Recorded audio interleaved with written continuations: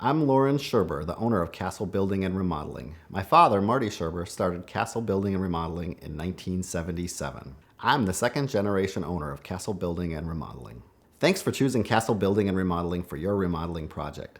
The goal of this video is to prepare you for the remodeling project and ensure you have a positive experience throughout the project. At Castle, we love technology and we love the ability to e-sign contracts. But what that leaves out sometimes is actually reading the contract. So we're going to hit the high points here today and talk to you about all the things you need to know to prepare your house and be ready to have a great experience while you live through your remodeling project. In this video, we're going to go through the typical purple contract book and talk through the different contents of the book, as well as the contract, the plans, the specifications, and the pricing, which come together to make the whole project contract. All right, the first document in this purple book is our welcome letter. The goal of our welcome letter is to say thank you for choosing Castle and lay out some of the process and steps that happen throughout the remodeling process. With remodeling, there will be dust and disruption, lots of crews coming to your house, subcontractors, inspectors, and a whole host of people coming through your house. Remodeling is really exciting, but it's kind of an emotional roller coaster with ups and downs throughout the process. It starts out really exciting, gets a little tedious throughout the process, but the key to the whole project is good communication. The goal of this video is to prepare you so you can have a good experience throughout the process while you're working with Castle. We want to assure you that we will work hard to maintain your privacy and to communicate effectively with you throughout the project. Next, we're going to talk through the stages of a remodeling project. With the stages of remodeling, congratulations, you're through the design and planning process, one of the longest stages of remodeling. We've now planned out all the details and you're ready to get started. The project starts out really exciting with demolition, where we start ripping and smashing and tearing things out. From there, we move into framing and the mechanicals. That's a little less exciting, but no less important. After framing and the mechanicals, we'll get into the finishing stages, which can actually take the longest, but really make a big difference in completing your project. The other thing we talk about in this video are things to make your experience and life easier throughout the remodeling project. We talk about work hours from 7 a.m. to 5:30 p.m., which are the hours that our crews could possibly be there, although they tend to start earlier and get done earlier. So you may have an adjustment to your schedule to get used to getting up a little bit earlier for our work crews. The other things we'll talk about in this video are protecting your home, putting away valuables, taking valuable things off the walls, preparing your house for a remodeling project so nothing's damaged. We'll talk a little bit about material storage and where we might be able to stage some items for our project before they're needed. We're going to talk through change orders. Those are additions or changes to the contract after the contract is signed due to unforeseen circumstances. And we'll talk about protecting your home during the remodeling project with site prep and other items to keep the dust and dirt and contamination to the work area and your house clean and livable throughout the project. During the project, if you see something, say something. Your communication is important. We encourage you to talk to your project manager, share your ideas, ask questions, put down blue tape, leave post-it notes. To have a good experience, we ask that you do your part too to communicate and talk with us, and we think that anything that comes up can be resolved through good communication. And once again, the point of this video and our goal is to make this process less stressful and to make it a more desirable experience for you while you have your house worked on with Castle Building and Remodeling. The next handout is our company philosophy and values. We work hard to live up to these values each day, to hire, promote, and fire according to these values. And so our goals within Castle are to be professional, to be problem solvers, to be hardworking, to be open and honest, to be customer-oriented, to be low drama, and to want it done right the first time. So we try to have employees and a team that lives up to those values each day. Some company philosophies here at Castle. We love older urban homes. We like working on old homes. We place a great emphasis on education and communication. We try to be a full-service, one-stop shop where we can do small projects as well as large projects. We offer precise planning and open information sharing. We like to do projects that are respectful of their environment and fit in with the rest of the house. We try to provide an exceptional value by letting clients do parts of the work themselves. We hope to get asked back for your next project on your wish list. All right, the next handout in this book talks about after-hours emergency contact information. We hope you won't have any emergencies, but if you do, this is the plan. So first, let's talk about what constitutes an emergency. A fire, smoke, water, your tarp is blowing and water's coming in. Those are all emergencies. Other items that can wait until the next day or be handled with an email or a text or by sending a picture to your project manager, we encourage you to communicate in that manner or leave a note and talk about it during the next meeting. But to reiterate, fire, smoke, water, all those things constitute an emergency. Your project manager's contact information has been given to you either inside the front cover of the binder or in an email. It's also on our website. So any emergencies, start with the project manager. If you can't get a hold of them, my phone number is available in this after hours emergency contact information sheet. Give me a call and I'm the backup plan. Our next handout under the Contracts and Invoices tab is Painting and Painting Care. Paint care is something that almost every one of our clients runs into. This handout just talks a little bit about different sheens and finishes of paint, different problems that happen with paint like cracking or yellowing.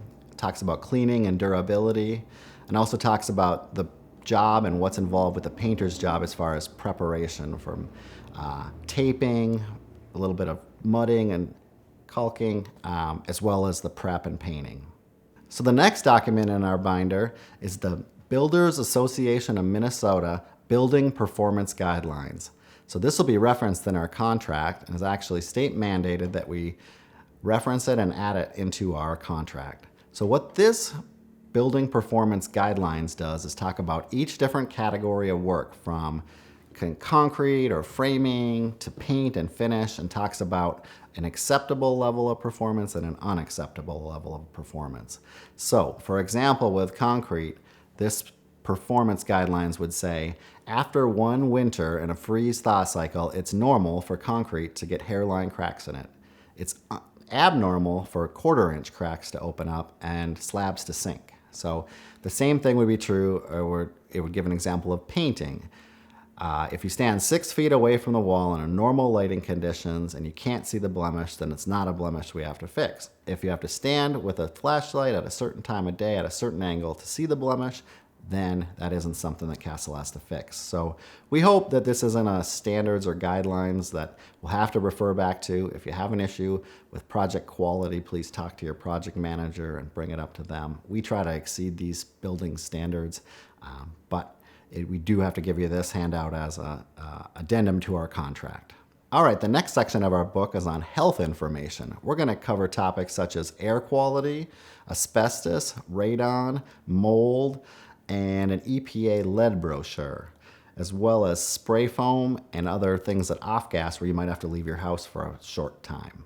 All right, the first handout in our health section is on indoor air quality and exhaust ventilation. Throughout the process of remodeling, a lot of dust and debris is created. Things that are inside your walls that haven't seen the light of day for hundreds of years are now exposed and become dust in the air. We do our best to protect your house and contain our dust and debris to the work area with poly curtain walls and by covering up vent covers and opening up windows and blowing fans out the window.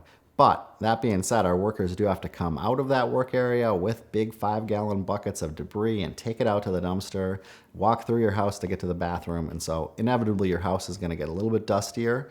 We do our best to run air filters and to get that dust out of your house, but your house is going to get a little bit dirtier, and it's good to take precautions, open windows, and keep your house more livable throughout the process. The second handout in our health section is facts about asbestos. Occasionally, throughout a remodeling project, we uncover the unforeseeable asbestos. This might be on a register cover or a heating duct or in the flooring that's 3 layers down or in the material that holds that flooring down, the mastic.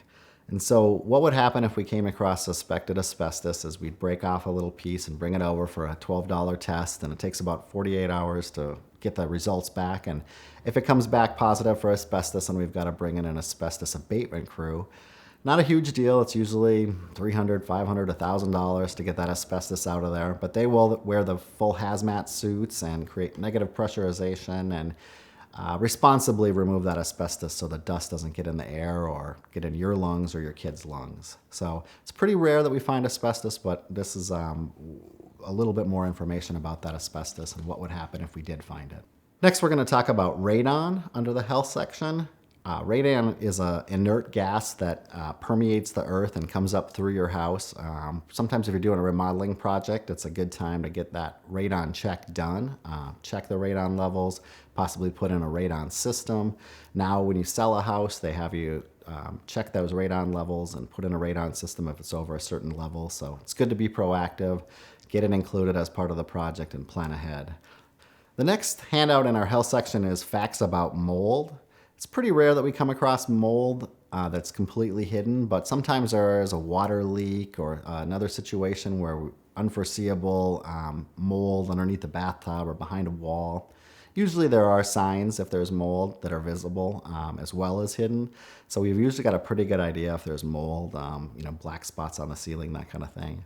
So we definitely recommend bath fans and other exhaust systems that help keep moisture levels down. But if we come across mold, it's the same situation as asbestos where we'd have to bring in a specialist to help deal with that mold potentially. Sometimes we can use bleach and remove the surface that it's on, but generally a professional would have to be brought in to deal with that mold and keep everybody healthy and dispose of it properly. Okay, the next handout in our health section is the EPA Renovate Right lead brochure.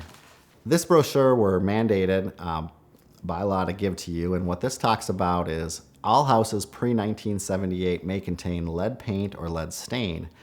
And lead paint and lead stain can be especially dangerous when removed if it becomes dust or particles in the air and it's ingested by children under 5 years old whose brains are still developing. So we definitely want to keep those paint chips out of your kids' mouths or stop them from licking the walls, or keep the dust down in the work area. So if we're working in a kid's bedroom or an area where kids are, we're going to take extra special precaution to keep those work areas as clean as possible. The things we talked about earlier, like poly curtain walls, floor protection, cleaning up after ourselves, are all part of renovating right with the EPA. And so this brochure will ask for a form later that you sign that says that you have received this brochure and acknowledges that receipt. So next in our health section is smoke detectors and carbon monoxide detector compliance. We're going to talk a little bit about inspections in a little bit. And generally inspectors don't look outside of the work area that they're in for violations or other issues. They focus on the area of a remodel and can keep to themselves. The one exception to this is smoke detectors and carbon monoxide detectors. Because it's such a life safety issue and saves so many lives, inspectors are required to look throughout your entire house and make sure that your house meets code for smoke detectors and carbon monoxide detectors. To summarize, each floor of the house needs to have a smoke detector and carbon monoxide detector. Each bedroom needs to have a smoke detector. And outside of every bedroom in the hallway, you have to have a smoke detector. So quite a few smoke detectors and carbon monoxide detectors needed throughout your house. So next in the health section is a handout that talks about spray foam insulation. If you're having a large amount of spray foam insulation installed, like a whole basement or a whole attic, we recommend that you vacate the house for 1 to 2 days after that spray foam has been installed. Some off-gassing can occur and strong smells can be associated with the installation of this product, and it's recommended that you exit the house for a couple days and open the windows to let those vapors escape the house. The same can be said for hardwood floors. Oil-based hardwood floor finishes tend to have an off-gassing, and so it is recommended that you open the windows and leave the house for a couple days and let that smell go. And those also will have to dry, so it's a lot harder to live in your house without the floors. All right, the next section in our book is called Mechanics, Liens, and Lien Waivers.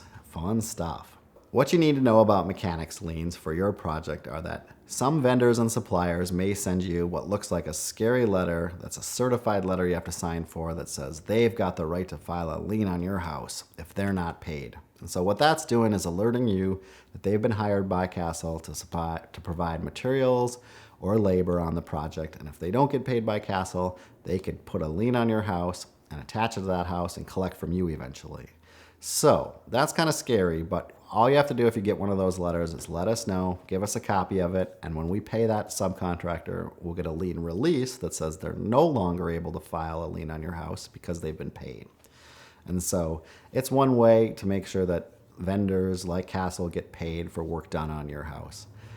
The worst case scenario as a homeowner would be if you paid your contractor and then they didn't pay their subcontractor, and then that subcontractor put a lien on your house. And so it is important that if you get that letter in the mail, let us know so we can show you that we've paid the bill and that there's a lien release and you don't have anything to worry about. All right, the next section of our book talks about having a good experience and what to expect during the remodeling project. The first handout in this section is what can be placed in the dumpster. You'll have a dumpster at your house, and the idea with the dumpster is that it's for construction debris. We try to bring the dumpster in, get debris in there, get it hauled away before we get neighborhood donations. But there's definite things that can and can't be placed in the dumpster. And so if you have questions or you have things to get rid of, talk to your project manager and see if there's extra room in the dumpster and if you can place those things in there. But this handout talks about things that can't go in the dumpster, such as clothing or electronics or furniture or mattresses, batteries, car tires, all those kind of things.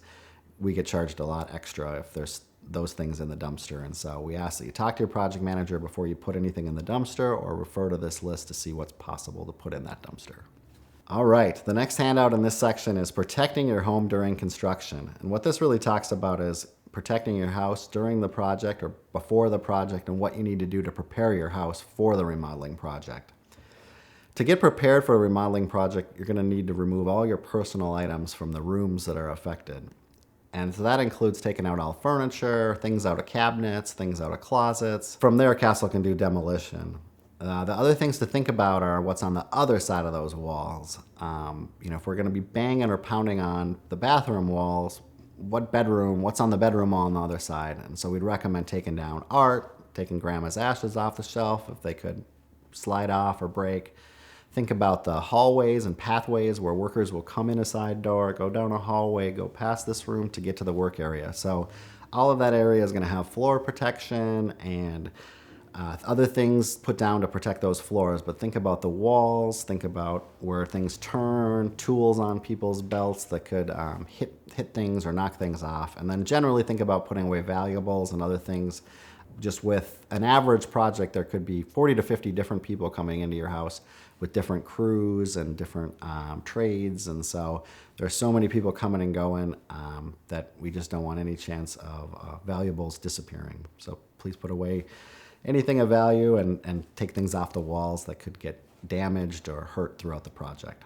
One last tip on protecting your house during the remodel and preparing for the remodel is with painting, you may not have to remove everything from the room. Generally, large items can be pushed to the middle of the room, covered with a tarp, and painted around. Okay, as you prepare for demolition, we also have a handout about recycling resources. And so this just talks about ways to reduce the amount of debris that goes into the dumpster. So there are some items like carpet and vinyl siding that can be recycled because they have plastic content. And so we've got some resources in this handout that talk about where you can recycle those items.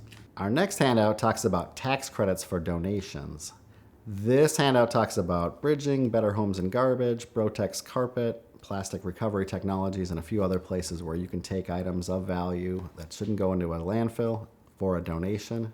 All right, our next handout talks about remodeling tax credits. So this could be for installing energy efficient upgrades to your home, like solar panels or a new hot water heater or new energy efficient windows. And so the website, dsireusa.org, has a state-by-state, city-by-city, county-by-county filter that allows you to see the rebates that are available in your area. All right, our last handout is called Living Through Remodeling. Really talks about a positive working relationship with your project manager and homeowners. So the goal really is to have clean communication throughout the project, to talk through any errors or issues or things that come up, to answer your questions, and to make sure that you understand and are educated on the process and the project, and we're all on the same page. We want to give you a little heads up that things is no matter how well planned, there can be unexpecteds. You kind of have to expect the unexpected. It's a little bit like herding cats. We make a plan with day by day what's going to happen, and things can adjust. They get ahead of schedule, they can get behind schedule, weather can kick in, a product can be delayed, a crew can't make it, an inspector can't come over for 2 days. So we've got to adjust sometimes. We may talk to you about possibly working on a Saturday to get caught up if we're behind schedule, or there may be days where nobody's on site because we're waiting for a crew that can't get there for 2 days. So we ask for you to be patient, to ask questions, to leave notes, to talk to your project manager. Don't guess, don't assume, talk to us, and we want to work with you to make things right. So if you have any problems, talk to your project manager, talk to me if you're not getting the answer you like. We want to make sure you have a good experience and understand what's going on. And so you never know what to expect in a remodeling project, but we try to do our best to be ready for anything. So the last handout here is called Job Wrap-Up Information. We've made it through 98% of the job. We're almost to the end. Now here's some terminology and what to expect as you get to the end of your job. The first thing we're going to talk about is a legal term called substantial completion. So substantial completion is the ability to use your space for its intended purpose. So what that means is we're almost done with the project. We've got the cabinets in, the countertops in, the tile in, the mirrors, the accessories, but what might not be done are a few punch list items. So that could be a broken lampshade that we need to order another lampshade, or a doorstop that needs to get put in, or this tile cracked and needs to get replaced, or there's a paint touch up here, and there. So it might be 6 or 8 little things that need to get done. So when we've reached substantial completion, your project manager will let you know. You'll see in our contract that one of our payments is tied to that substantial completion milestone. And so that's a legal term that talks about a point in the project where we're almost done. The next thing is a punch list. So what's a punch list? A punch list is a list of 6 or 8 or 4 or 2 or 1 little thing that needs to get done before we're done. So done is terminology, or a kind of a joke that my dad came up with that says the carpenter thinks we're done, the project manager thinks we're done, and the homeowner thinks we're done. So one note on punch list is that the sooner you tell us about things and the sooner you bring it to our attention, the better. It's easier for us to fix things the earlier we catch them. And so the sooner you ask a question or post a note on there or send a picture to your project manager saying, is this going to change? Is it going to get fixed? The easier it is for us to fix that item. The other note about punch lists are that we like to schedule a person to come back and finish that punch list all at once. So if there's 7 things on a punch list, then we could do 6 of them now, but we're waiting on that broken lampshade. We're going to actually send the person, once the broken lampshade comes in, to do all 7 of those items at once. And so I know it's a little frustrating when you just want to get these things done and get the project over with, and they could come out and touch up this paint tomorrow, but for efficiency, we want to send one person out to do all 7 of those things at one time. After we're done with the punch list, then it's final payment. And so that's usually the last payment once we're completely done with that punch list. Next, we're going to talk about permits and inspections. Remodeling projects have multiple permits and multiple inspections. So projects of any size require a permit, a building permit, which Castle will pull. In addition to Castle pulling a building permit, a plumber will pull a permit, an electrician could pull a permit, an HVAC company could pull a permit, and each of them could also have multiple inspections.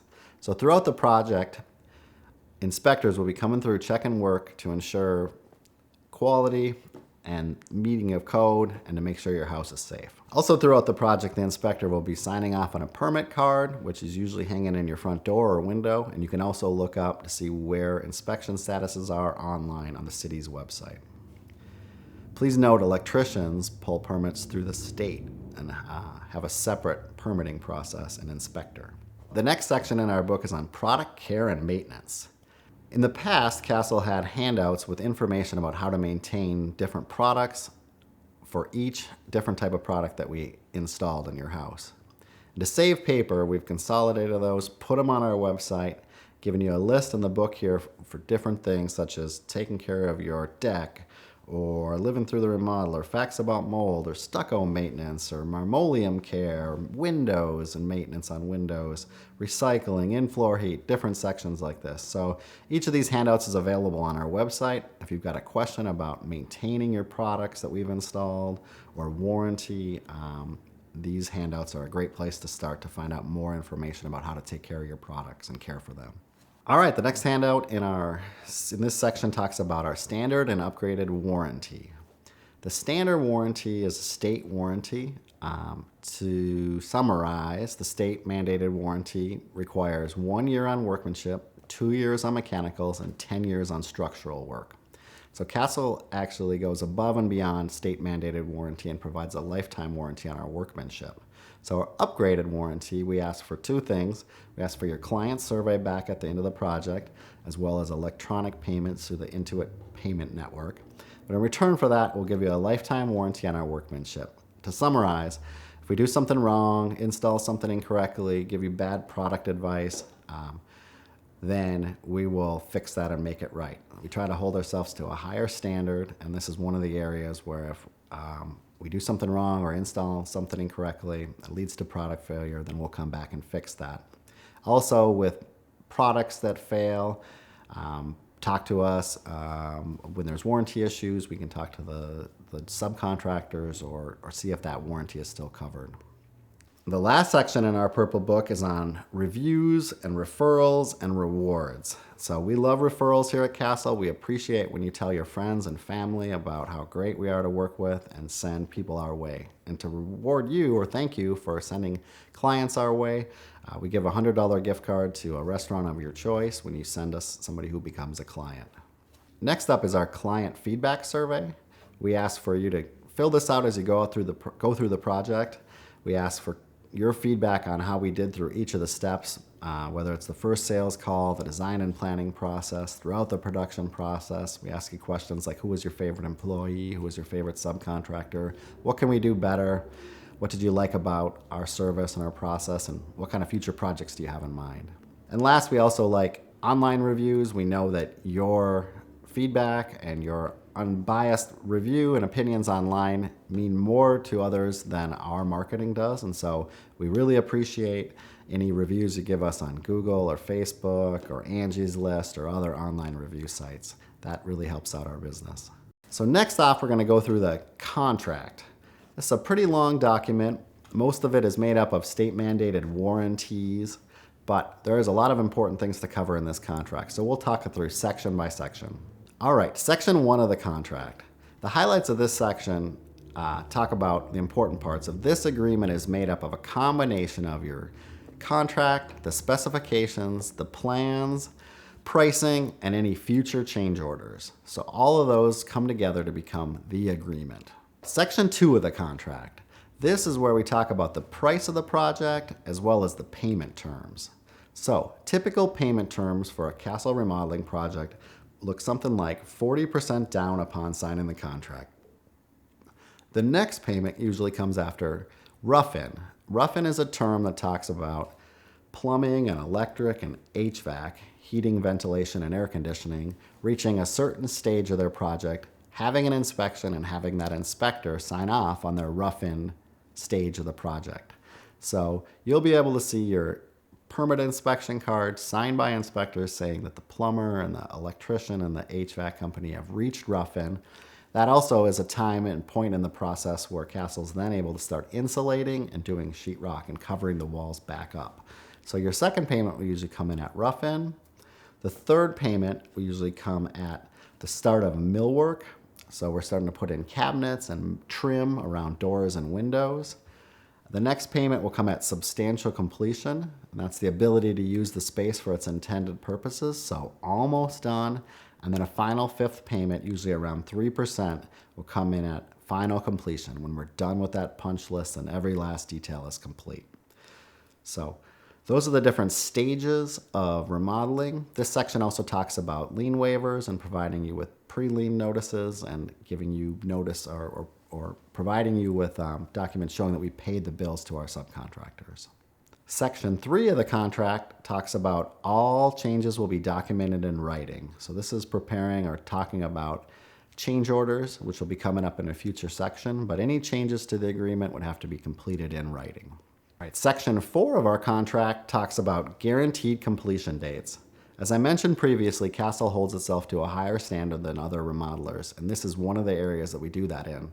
Guaranteed completion dates talk about the timeline from when a project starts and demolition starts through when we reach substantial completion or the project is almost done, just down to a punch list left. So at the beginning of your project manager will provide you with a schedule and a timeline of what's going to happen approximately on each day, as well as in this contract here, there's a guaranteed completion date or number of weeks that the project is guaranteed to take. So this can fluctuate a little bit with change orders. If there was work added or subtracted, days could be added or subtracted to the guaranteed completion date. We do try to pad our dates a little bit to add some leeway for unforeseens. And there are a few exclusions to read through for things that are out of our control. But generally, if we go over and we don't finish on time, then we start taking $40 a day off the bill to compensate you for that extra time we took. We try to plan well, not have surprises, and hold ourselves accountable if we run long on the project. All right, Section 5 of the contract talks about standard of performance. This talks about acceptable materials that can be substituted, this species of wood or similar species of wood, things like that. Generally, if we're going to make any changes because of supply shortages, we'll talk to you and get your okay on making those changes. Standard of performance can come down to workmanship and work quality.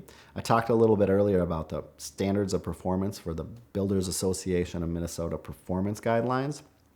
This section also references that document and says that if a question arises about quality of workmanship, refer to this document.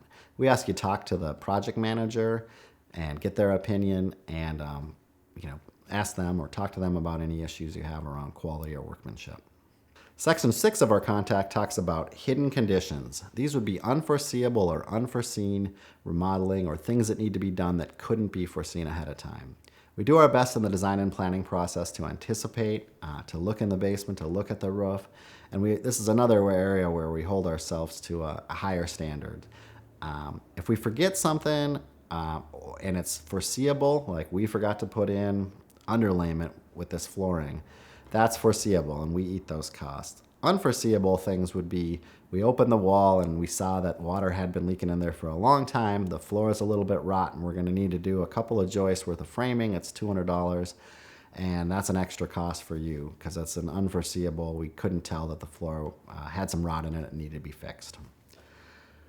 So that's an example of an unforeseeable expense. It's pretty rare, but it does happen when it's a hidden condition. So Section 7 of the contract talks about mold and hazardous substances. We talked a little bit about health conditions earlier or the health of your home throughout the remodeling project. This gets into that, talking about uncovering mold or asbestos or other dangerous substances. We'll test those, we'll address it with professional help, and then a change order for those additional costs. Section 8 of the contract talks about insurance. It goes through the various liability, work comp, and installation floaters that Castle Building and Remodeling has to help protect your home throughout the remodeling project. We also recommend that you talk to your insurance agent about the project to let them know the extent of the remodel you're completing. They may want to increase the value of your home and the coverage upon completion of the project to ensure you're adequately covered after the remodel. All right, Section 9 of the contract talks about assessments and charges. This just talks about things that could come up during the remodel, prompted by some government agency. So this would be things like needing to move or bury power lines or have a survey completed or locate stakes in the corner of your lot. Those are things that you would pay for if it did come up or if it was made to happen. Section 10, change order policy. So this is a fun one. We do our best to plan thoroughly up front before we start a project, but almost every project has some change order. This could be something like, while the electrician's here, we want another outlet added outside our front door, or you know what, that outside spigot hasn't been working, I want the plumber to fix it while they're here. We want to do our best to try to get those things in to the contract at the beginning, but occasionally things come up or change or need to get added or subtracted from a job. And so that's what change orders are for. And there's 3 kinds of change orders. I'm going to go through each of the different kinds of change orders and explain if there's any fees associated with those or not. The first kind of change order is a homeowner requested change order. So this is a change order where a homeowner changes their mind after the project started. I want green cabinets instead of off-white cabinets. Or I decided I want 12 can lights in the living room ceiling instead of 10.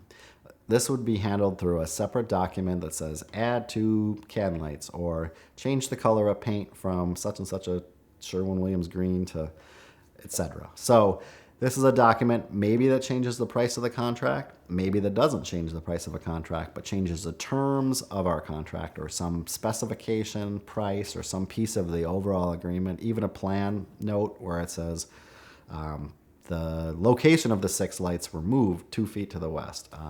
So any detail can be changed through a change order. Homeowner requested change orders, to discourage you from changing your mind frequently, have a $125 fee associated with them.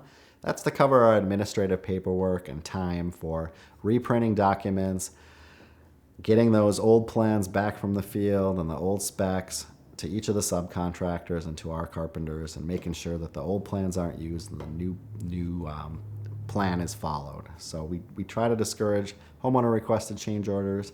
That being said, if you win the lottery, you get a big inheritance, you want to add a bunch of work on, talk to us. We'll probably work with you on that. So the next kind of change order is an allowance change order. This is a change order when a price is not set in the estimate. So this might be something like, we didn't pick out appliances, but we have $3,500 in for appliances.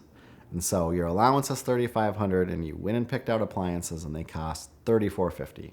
So we give you a credit of $50 back to make up the difference between the allowance and the actual price. It's pretty rare because we try not to have allowances, but occasionally there's an amount in the estimate that's an allowance for removing wallpaper, and we put in 8 hours and it took 12. You owe for another 4 hours because the allowance was for 8 and it actually took 12.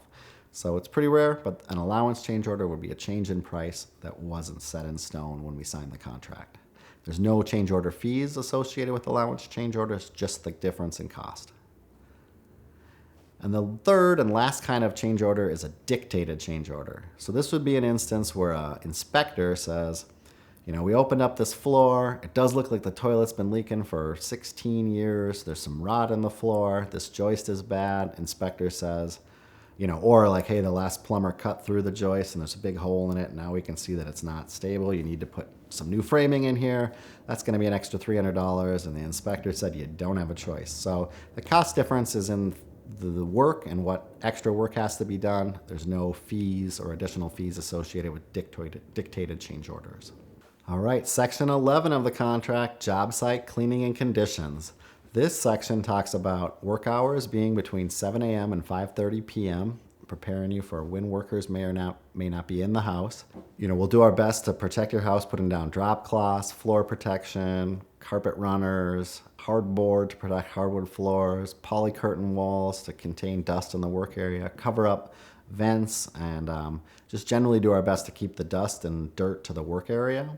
At the end of the project, we'll clean up, but we're not cleaners. So we'll broom sweep the area, we'll wipe out cabinets, we'll take stickers off of windows, we'll sweep up or rake up the yard. But there is some cleaning that still needs to be done because we're not professional cleaners. All right, section 12 of the contract, disturbance of driveways, sidewalks, and landscaping. So throughout the project, there probably will be a dumpster at your house for some or all of the project. The project manager will work with you to coordinate the best location to put that dumpster at. So whether it's in front of your house on the street or in your driveway behind your house, we try to keep it as close to the work area as possible to minimize the amount of trips and the distance that we have to carry debris out to that dumpster.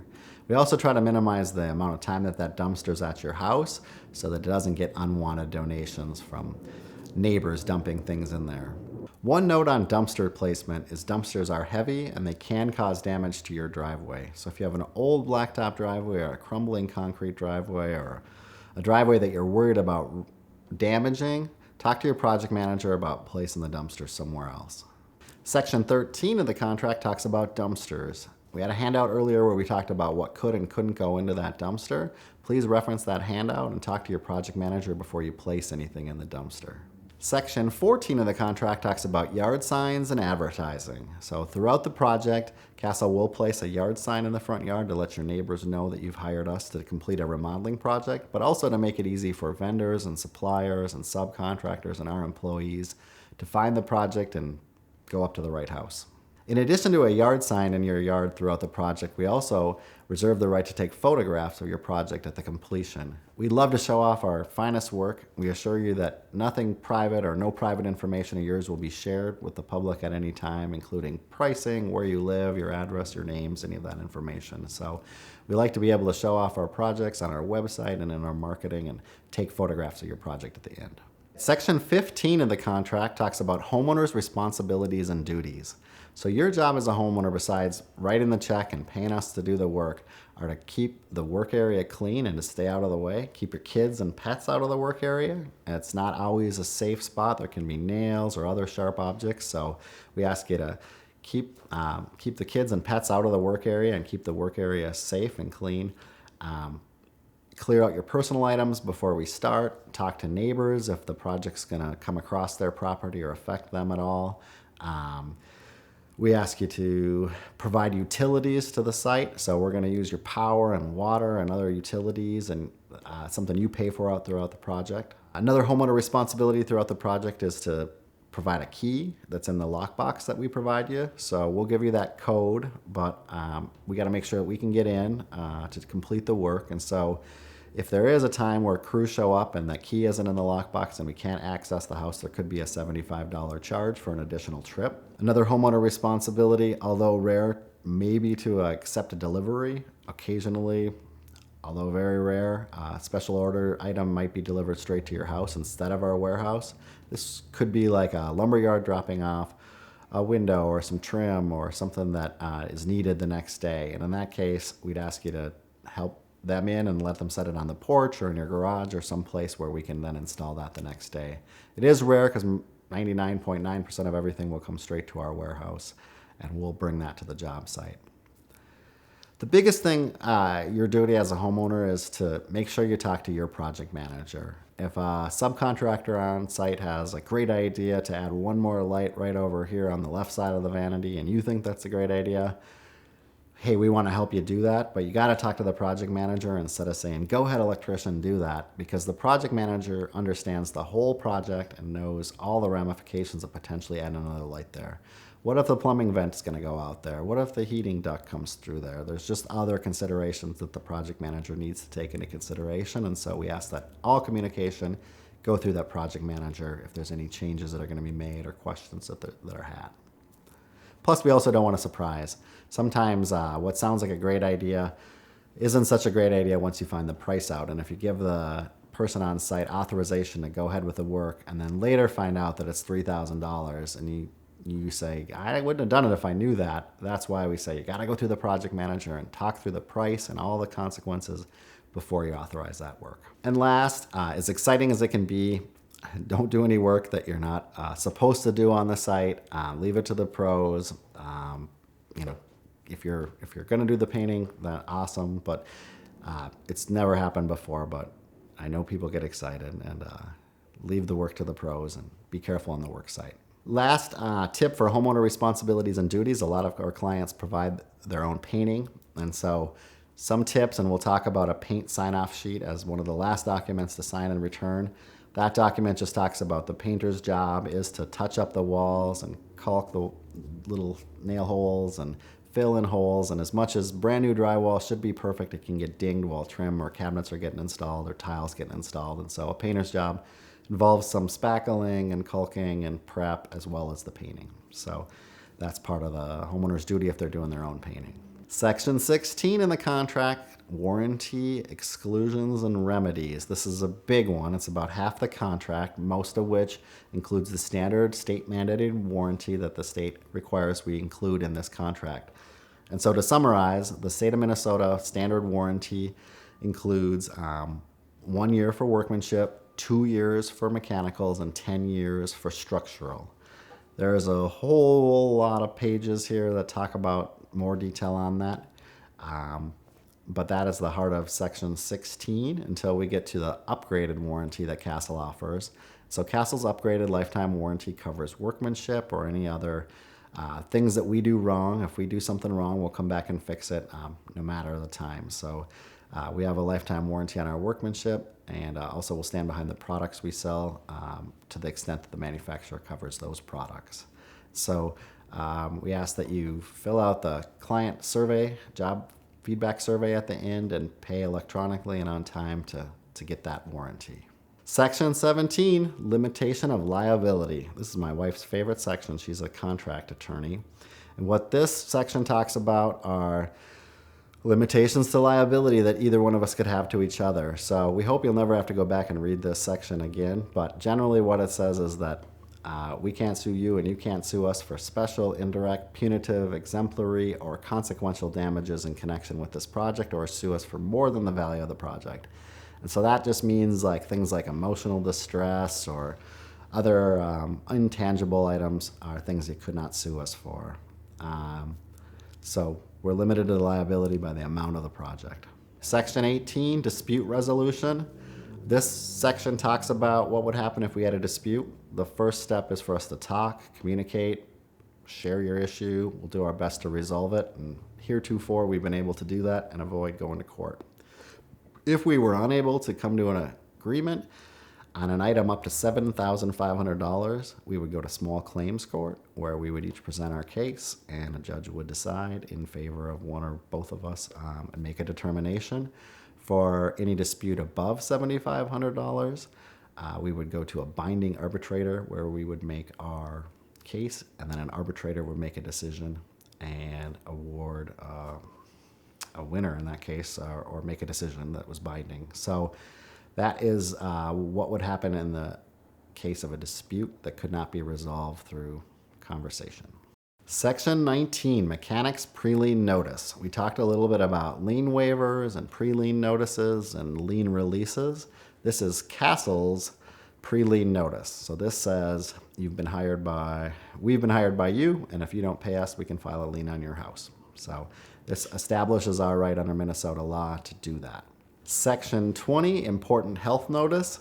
This just talks about that some products we put in your house may contain formaldehyde that can cause eye and nose and throat discomfort, nausea, other things like that. So there's people that have chemical sensitivities to products. Some wood can contain formaldehyde naturally, but a lot of building products that contain glues or resins can off-gas and produce a smell, and we want to warn you about that and encourage you to ventilate your house and keep air moving and try to stay as healthy as possible with the indoor air quality in your house. Section 21, 3-day right of rescission. You have 3 days to change your mind. So when you sign this contract, we'll wait 3 days before we start ordering any materials. We're deploying our troops. And so you do have 3 days. If you were to change your mind, let us know and you could still cancel the contract. Last is where you sign and date the contract, and I will do the same. Thank you for choosing Castle and signing this contract and working with us on your remodeling project. Okay, we've made it through the project binder and all the handouts that go with the contract. Now we're going to talk about the different documents that we need you to sign and return back to us. The forms we're going to have you sign and return back to us include the project plans, the contract, the project start questionnaire for your project manager, the EPA lead hazard disclosure, and the homeowner's painting sign-off sheet. We'll talk through each of these documents one by one. First, we're going to talk through your project plans. I know you've been working with your designer for months now to figure out the perfect layout, the perfect selections, and the best paint colors down to the last detail of your project. You've had tons of conversations, lots of meetings, you've thought about it, and now we've got to the point we're ready to sign a contract. Woohoo, congratulations. This is also the time though you gotta take a step back and take a really good look at these plans. Everything you've talked about kind of goes out the window at this point, and what becomes gold is what's on these plans. The carpenters and the project managers are going to take these plans and build it. So if you wanted your wall in a certain place or a certain style arch or a certain size window or a certain detail, now's the time to check that tile plan and check that elevation and make sure those knobs are in the right place and every single detail is the way you want it, because we ask you to initial these plans and sign off on them and From there, they're locked in as much as possible. So take a good look at the plans, make sure everything's accurate, and sign off on those. Now we're on to a few more documents to sign and return as a part of your e-sign process. Probably one of the most important ones is the Project Start Questionnaire. So this is a form for our project managers so that they know more about you and can do more to make sure you have a good experience throughout the remodeling process. Sometimes one person might be the primary contact throughout the design process and somebody else might be the primary contact throughout the remodeling process. This just allows you to say who's kind of the person you're going to talk to primarily throughout this process. How often do you want communication? How do you want that communication? Do you want emails? Do you want text? Do you want phone calls? Do you want weekly meetings on site? So try to, foresee the future and let us know what works best for you. If you work from home, that might be different than if you travel for work and are going to be gone for a month. All those things are what we need to know. It talks a little bit about pets and do you have pets? What kind of pets are they? Where are they going to be? How are we going to keep them out of the work area? Talk about which bathroom our crews are going to use on site, whether it's a porta potty, it's one of your bathrooms. We'll talk about security systems, lock boxes, work hours, special requests, if there's any plantings that are sacred or that you want to be really careful of outside the house. Planned vacations or times you'll be out of touch or unreachable. So just little things we can do that we need to know throughout the project to ensure that you're communicated with and that you have a good experience. Our next handout is the lead hazard pre-renovation disclosure acknowledgement. So this just acknowledges that you received the EPA lead handout, that we gave you that. It's saying, I've received the pamphlet, I've received a copy. This just helps us with compliance and ensure we don't get fined for not providing you with that document. So we ask you to return that, sign it to us. Our next handout is for homeowner painting disclosure or sign off. This just draws the line in the sand as what the painter's job is and what Castle's job is. So if you're going to do your own painting, we ask you to read through this so you're clear about what's included in your scope of work and what we do. And have you sign off on that and return it. And the last handout that we have you read through is project payment options. And so there's several options for paying when payments are due. The easiest is to use the Intuit Payment Network Online. It's a debit where it comes, we have you enter in your credit card routing and account number and pay with an electronic check through the internet. You can also mail a check into our headquarters at 2710 East 33rd Street, Minneapolis, Minnesota 55406. That works as well. We ask that you don't mail those checks or drop them off at our showrooms. They tend to get lost or misplaced. So the easiest is to pay online. And Christy, our office manager, is the one who handles that and can help you with all of the invoicing. In conclusion, thank you for watching this video. It's a lot of information. It's a lot to prepare for. We're really excited you chose Castle, and we're really excited to work with you on your remodeling project. If you have any questions or problems, don't hesitate to reach out to your project manager or myself. Once again, we want you to have a great experience, and we think that communicating, talking, answering your questions, educating you is all part of having that great experience, and we hope that you'll be back again in the future and look forward to making your home your castle.